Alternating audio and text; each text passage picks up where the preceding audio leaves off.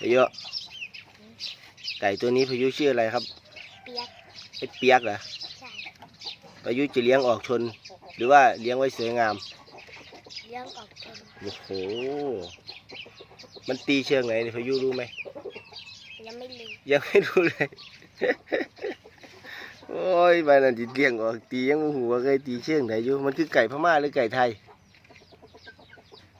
ไก่ไทยไก่ไทยเหรอไม่ใช่เพราะว่ามันน่าจะเป็นพม่าเนี่ยดูหน้าตามันแล้วหน้าตามันใส่สลวงมาขนาดนี้แหละอ่ะบายบายคนชมทั่วหน่อยสวัสดีครับเดี๋ยวมาเจอกันคลิปใหม่บอกเขาเดี๋ยวมาเจอกันคลิปใหม่